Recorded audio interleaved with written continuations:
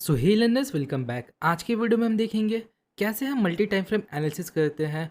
बहुत सारे कमेंट इस टॉपिक पर थे, तो चलिए वीडियो को शुरू करते हैं। चार्ल्स डाउ नाम के एक व्यक्ति थे जो कि एक अमेरिकन जर्नलिस्ट और डाउ जोन्स के को फाउंडर थे।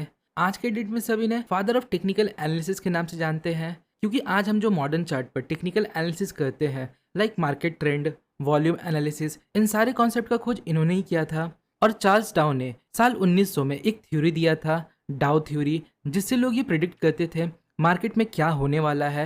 और आज भी बड़े से बड़ा ट्रेडर और इन्वेस्टर इस थ्योरी को फॉलो करता है, और इसी थ्योरी से डिराइव्ड है मल्टी टाइम फ्रेम एनालिसिस। तो मल्टी टाइम फ्रेम एनालिसिस क्या है? ये टेक्निकल एनालिसिस का एक तरीका है जिसमें हम पहले हायर टाइम फ्रेम को एनालाइज करते हैं और फिर धीरे धीरे लोअर टाइम फ्रेम पे स्विच करते हैं। पर ऐसा क्यों? देखिए, इसमें हम 3 टाइम फ्रेम को एनालाइज करते हैं। First time frame directional time frame होता है, जिसमें हम मार्केट के ट्रेंड को देखते हैं कि मार्केट अप ट्रेंड में है, डाउन ट्रेंड में है या फिर साइडवेज है, जिससे हमें ओवरऑल ट्रेंड का पता चलता है। नेक्स्ट है बिहेवियर टाइम फ्रेम, जिसमें हम प्राइस के बिहेवियर को देखते हैं, लाइक प्राइस का मोमेंटम, ब्रेक ऑफ स्ट्रक्चर और प्राइस रिजेक्शन, जो हम कैंडल स्टिक को देखकर पता लगाते हैं, लाइक किसी लेवल पर वीक कैंडल बनना, पिन बार, डोजी या फिर multiple long wick rejection candle बनना, एटसेट्रा। और थर्ड होता है हमारा एंट्री टाइम फ्रेम, जिसमें हम ट्रेड में एंटर होते हैं। जैसा कि मैं हर बार वीडियो में बताता हूँ, अगर मार्केट अप ट्रेंड में है तो हमें बाइंग की अपॉर्चुनिटीज़ को ढूंढना है, और अगर मार्केट डाउन ट्रेंड में है तो हमें सेलिंग की अपॉर्चुनिटीज़ को ढूंढना है, सिंपली। अब ध्यान दीजिए, ये टाइम फ्रेम जो है ये आपके ट्रेडिंग स्टाइल पर डिपेंड करता है। फॉर एग्जाम्पल, अगर मैं स्विंग ट्रेडिंग करता हूँ तो मैं वीकली टाइम फ्रेम को डायरेक्शन के लिए यूज़ करूँगा, डेली टाइम फ्रेम को बिहेवियर के लिए यूज़ करूँगा, और 1 आवर या 4 आवर के टाइम फ्रेम में एंट्री लूँगा। लेकिन कई लोग शॉर्ट पीरियड का ट्रेड लेते हैं, लाइक इंट्राडे, तो हो सकता है वो डेली टाइम फ्रेम को डायरेक्शन के लिए यूज़ करे, आवरली टाइम फ्रेम को बिहेवियर के लिए यूज़ करे, और 5 मिनट या 15 मिनट के टाइम फ्रेम को एंट्री के लिए यूज़ करे। इसलिए टाइम फ्रेम पूरी तरह आपके ट्रेडिंग स्टाइल पर डिपेंड करता है, आप किस टाइप के ट्रेडर हो इस बात पर। चलिए अब स्विंग ट्रेडिंग के प्रोस्पेक्टिव से देखते हैं हमें ट्रेड कैसे आइडेंटिफाई करना है। तो वीकली टाइम फ्रेम हमारा डायरेक्शनल टाइम फ्रेम होगा। देखिए, बड़े टाइम फ्रेम में हमें डायरेक्शन क्लियर पता चलता है, जिससे हम लॉन्ग टर्म ट्रेंड को ईजिली आइडेंटिफाई कर सकते हैं और ट्रेंड के डायरेक्शन को फॉलो कर सकते हैं। यहाँ देखिए, ये हमारा वीकली चार्ट है और प्राइस अभी करेंटली यहाँ है। तो हम क्या करेंगे, पहले हम डायरेक्शन को देखेंगे। तो यहाँ क्लियरली मार्केट अप ट्रेंड में है। तो ये हमने कैसे पता लगाया? सिंपली यहाँ हमें हायर हाई और हायर लो का फॉर्मेशन देखने को मिलता है, जो हमें बताता है मार्केट अभी अप ट्रेंड में है। नेक्स्ट, अब हमें इस टाइम फ्रेम में लेवल्स को मार्क करना है, क्योंकि बड़े टाइम फ्रेम का जो की लेवल होता है वो छोटे टाइम फ्रेम के लिए स्ट्रॉन्ग लेवल्स का काम करता है। बिग इंस्टीट्यूशंस एक बार में एंटर या एग्जिट नहीं हो सकते, तो वो बड़े टाइम फ्रेम के की लेवल के पास एक्यूमुलेट या डिस्ट्रीब्यूट करते हैं। दूसरी बात, मार्केट साइकोलॉजी।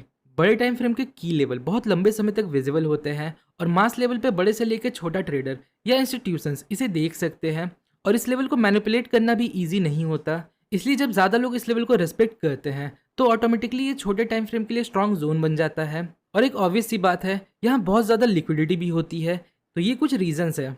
चलिए अब लेवल्स को मार्क करते हैं, पर यहाँ तो बहुत से लेवल्स है, हमें किन लेवल्स पर ध्यान देना चाहिए? हमें हर लेवल को मार्क नहीं करना, क्योंकि इतने दूर के लेवल अभी हमारे किसी काम का नहीं। प्राइस अभी इस पॉइंट पे है, तो इसके ऊपर एक लेवल मार्क करेंगे जो इसके नियरेस्ट मेन लेवल है, और इसके नीचे भी एक मेन लेवल मार्क करेंगे। फॉर दिस एग्जाम्पल, ये हमारे लेवल्स है। तो प्राइस अभी अप ट्रेंड में है, इसका मतलब हमें सपोर्ट लेवल पर ज़्यादा ध्यान देना है, और अभी प्राइस सपोर्ट लेवल के पास भी है। आइए अब हम नेक्स्ट डेली टाइम फ्रेम पे स्विच करते हैं, जो हमारा बिहेवियर टाइम फ्रेम है। यहाँ हम अपने जोन को थोड़ा और रिफाइन कर सकते हैं। मतलब हमने जो बड़े टाइम फ्रेम में लेवल्स मार्क किए, उनका टच पॉइंट ज़्यादा ऊपर नीचे तो नहीं। अगर टच पॉइंट ज़्यादा ऊपर नीचे है या एक्यूरेट नहीं लग रहा, तो हम इसे इस चार्ट के अकॉर्डिंग थोड़ा एडजस्ट कर सकते हैं। और साथ ही साथ यहाँ हम देखेंगे प्राइस इन लेवल्स पर कैसा बिहेव कर रहा है।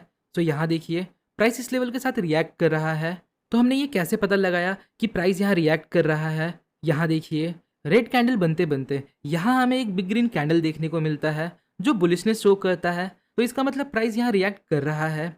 बहुत से लोग इस सिग्नल के बेस पे ट्रेड में एंटर हो जाते हैं, वो भी सही है, पर अभी हम इस टाइम फ्रेम में एंटर नहीं होंगे। नेक्स्ट, अब हम एंट्री टाइम फ्रेम में स्विच करेंगे, जो है 1 आवर। बिगर टाइम फ्रेम ने हमें बताया मार्केट अप ट्रेंड में है, तो हम सपोर्ट लेवल पर बाइंग के इंडिकेशन देखेंगे। डेली टाइम फ्रेम ने बताया प्राइस इस लेवल के साथ रिएक्ट कर रहा है through a big green candle. तो डायरेक्शन टाइम फ्रेम और बिहेवियर टाइम फ्रेम दोनों हमें बुलिश सिग्नल दे रहे हैं। पर यहाँ देखिए, यहाँ शॉर्ट टर्म ट्रेंड अभी डाउन ट्रेंड में शो हो रहा है। ये वही रिट्रेसमेंट फेस है जो हमने वीकली चार्ट पे देखा था।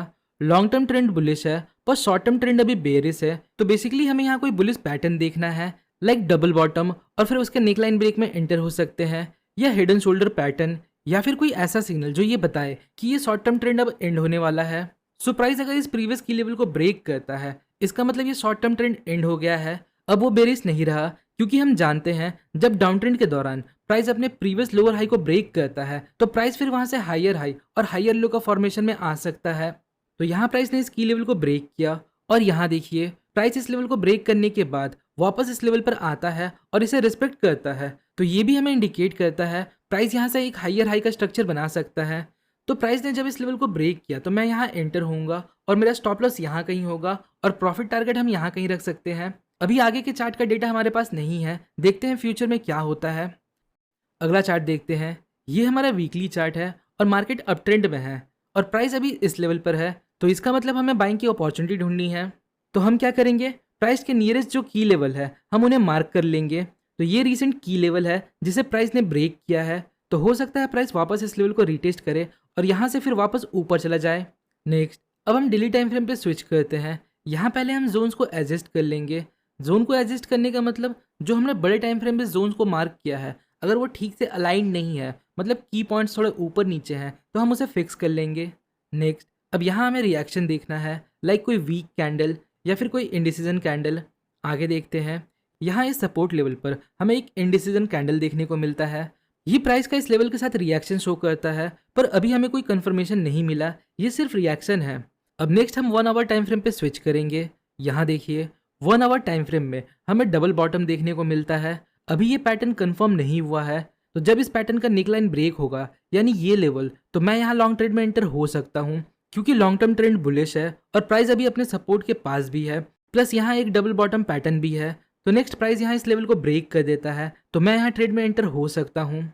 अब देखिए मल्टी टाइम फ्रेम एनालिसिस में कुछ लोग ये भी करते हैं, वो जस्ट एंट्री लेने के पहले ये देख लेते हैं कहीं उनके की लेवल के जस्ट ऊपर कोई बड़े टाइम फ्रेम का की लेवल तो नहीं। फॉर एग्जांपल यहाँ मार्केट इस रेजिस्टेंस लेवल को ब्रेक करता है, क्योंकि यहाँ पे क्लियरली एक रेजिस्टेंस लेवल दिखता है और प्राइस ने ब्रेकआउट के पहले एक छोटा रिट्रेसमेंट लिया और उसके बाद ब्रेकआउट दिया, तो हम सभी को लगता है ये एक परफेक्ट ब्रेकआउट है और प्राइस अब यहाँ से ऊपर जाएगा।